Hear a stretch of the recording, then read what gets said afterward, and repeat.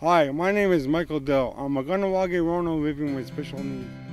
When I was interviewed, I had an idea for a show for people from Ganawage living with disabilities. Today is the start of that show, Walk in My World. Often, people with disabilities lead sheltered lives, and their interactions are limited to caregivers and family members. I hope this show will bring you awareness of these people, their families, their lives, and their dreams for the future. We are here today to interview Linda Lil, the mother of Sarah. Sarah is a young girl who lives with encephalopathy. Welcome to my show, Lynn, and thank you for joining us. Thank you, Mike. It's very nice to be here. Maybe you can explain what encephalopathy is?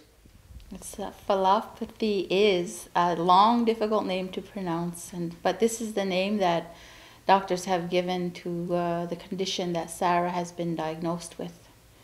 You know, it entails a lot of things that may go wrong at birth for children, and it means that she had a lack of oxygen, which was caused either by compression of the umbilical cord during the delivery time and other things which would have caused her not to have sufficient oxygen in her to the brain. And there are many people that have this, and the severity of the results, you know, are very varied, and Sarah suffers to the degree of, I would say, moderate retardation.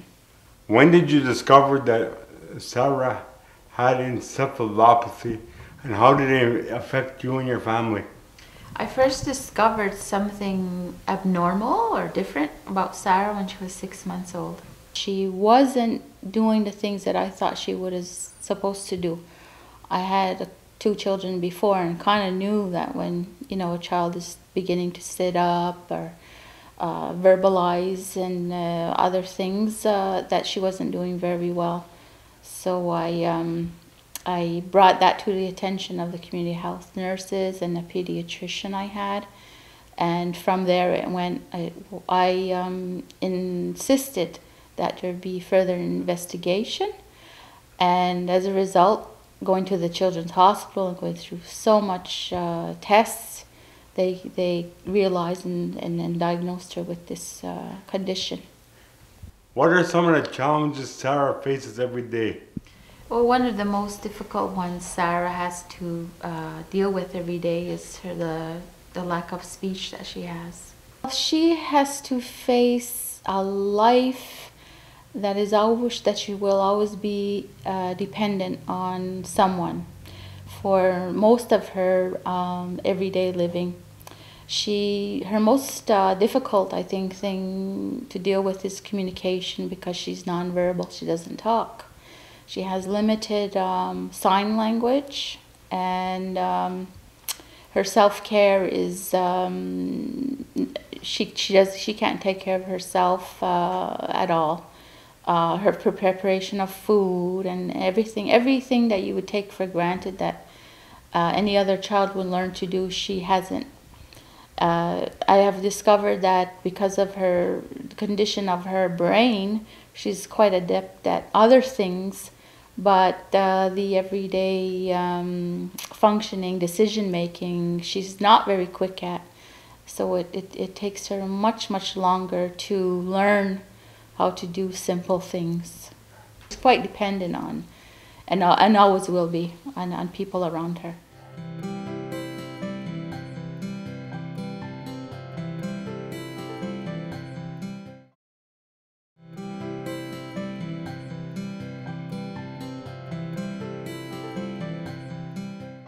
What are some of the things that Sarah likes to do every day? Sarah loves puzzles. She loves to be with people, and she loves Michael Jackson movies, and she loves videos and DVDs. She loves to have things around her very organized. And if she has a room full of stuffed animals and puzzles and movies, And if one of those things is out of place, she knows it, and she will just immediately put it back in it's where it's supposed to be.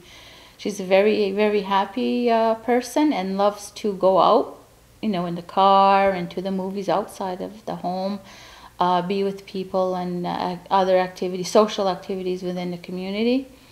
She has been in the education system till she was 21 in Ganawage. I'm very proud of that, and I'm very proud of the community for allowing that.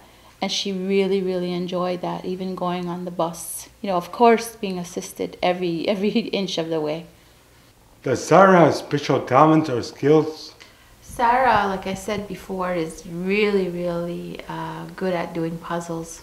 I'm still learning from Sarah myself about how wondrous the brain really is. Because in terms of, get a new puzzle, say a 500 piece now she's into, and she doesn't need the picture to do the puzzle, even at the first time. And I'm really, really using the picture to try to figure this puzzle out. But I could leave her and come back, and she's doing the puzzle halfway done and it's upside down. So she has a remarkable skill in one part of her brain that really maybe compensates for the rest, in that she can really, her memory is outstanding, in terms of she'll do the puzzle again and she'll know it just really, really quickly. But when we take her to places like McDonald's, one of her favorite places to go, she knows where every McDonald's is in every city that we've ever been in North America. If we go back again, she'll remind us by saying, and it means the big M, so she has remarkable skills, and I have yet to discover, about her, and I find it amazing, that, well, when you look at Sarah as having disabilities, she has quite a lot of, I think, abilities that we need to maybe focus more on. Is Sarah involved in any organized activities? Yes. She, well, of course, like I said, she had gone to school. She's been in like the step-by-step program since she was 2. She was one of the first children, the 7 children, one of the 7 mothers that started it.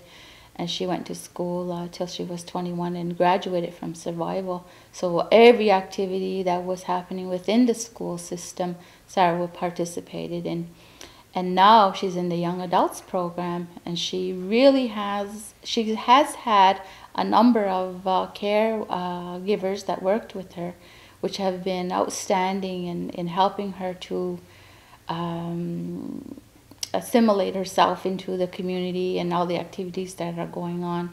So, and because of that, Sarah knows everybody. She knows more people than I do in the community, and everywhere she goes, this latest person that helps Sarah right now is so surprised at how every day somebody comes up to Sarah and knows her and comments on how she's doing and where she's going and what she's up to.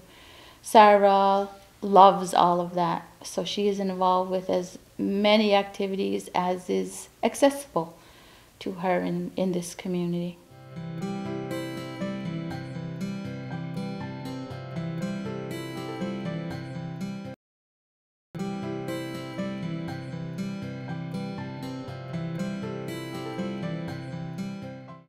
Does she have friends her own age?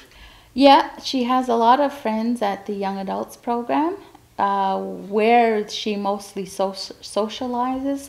Her friends don't come to the house. She tends to sit in her room and watch her movies, come out to do puzzles and eat, and visit with the family in the living room sometimes. But she tends to hang in her own room and likes it there with her TV and video. But of course, when she goes to all these other activities, she meets all of her friends there, social activities in the community. She has a lot of friends.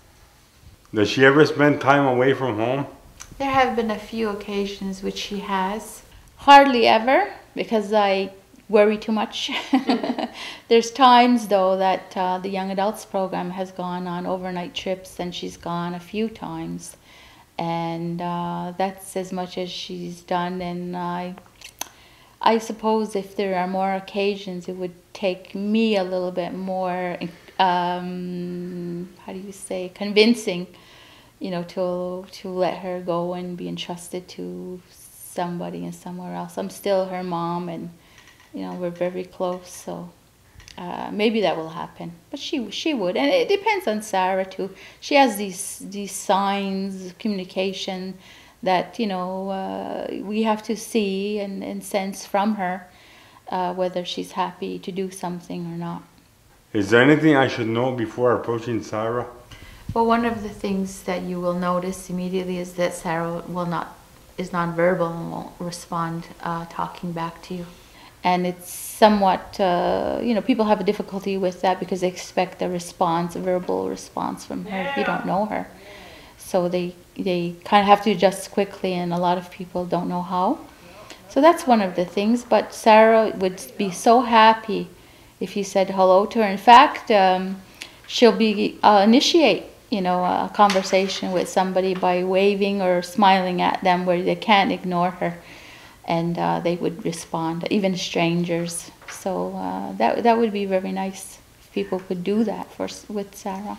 Well, I think if you don't know Sarah or any individual and would be surprised that she won't speak to you, I think it would go with being very respectful of a person, and see that, of course, with her happy smile and her interest in you personally, that you would respond and continue to respond as you would any other person. Keep speaking and say hello. She likes that. It makes her very happy, and you get, a great big smile back too. Does she have friends outside of the home? I mean, other than people at the Young Adults program that she sees on a regular basis? No, not at all. She's very, she has a big family, immediate family, but the community is her family. So she has, I think, enough friends that to say that she doesn't need to have any more. She's lacking in social times that she can be social. Do you know anyone else in the community that has this disease? I haven't actually. I don't really live by the name and the diagnosis that Sarah has. I for sure, people know, tend to socialize or have a relationship with people with all the different abilities, and don't necessarily have to live by what a diagnosis would say predict that a person would act like, or the future of a person's life would be based on the diagnosis. So I don't really have, when I meet people, I don't ask, what's your diagnosis? So I really don't refer to them in that way, and go by as much as possible respect and what their abilities are. And if I find that they're having difficulty, I tend to assist in that. So no, I know people with various abilities within the community, some which are more, people tend to be more dependent on others for a lot of things, and some not. So I think everybody has some dependency on other people in their lives sometimes. So you would like the community to not recognize Sarah's disability so much, but recognize who she is as a person? Exactly. And not, her label by saying, well, what do you have? And somebody would be treated in that way. It doesn't make sense. I don't think it's very respectful or natural even.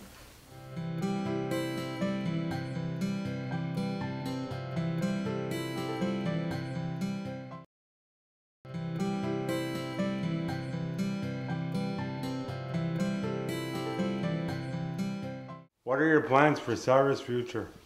I hope that Sarah will be able to live with us for as long as she can, and have the assistance from the community that I would need to be able to do that. I hope Sarah will always, be able to remain healthy, which fortunately she really is. for as long as that can happen. And I really try to make sure that she's stimulated, and doesn't, well, she likes to sit in her room, but I don't think it's a good idea to sit in your room all the time. So like always more interesting activities for her to be able to participate in. And one of the things that I had set up, I guess, for Sarah and hopefully others in the community is that because she's been in the community all her life in school, a lot of people already know Sarah, even maybe in different ways that I know Sarah. And when I'm not able to care for her, they will, because they know her. They'll say, "Oh yeah, Sarah, sure. I'm the director of this program now, and I went to school with Sarah. I know her. I will be able to take care of her." So that was very important to make that investment in the community for her. Do you see Sarah living somewhat independent someday? Not at all. Not at all. Well, me, no. It'll have to take somebody else to say, "Come on, Mom, she can do it."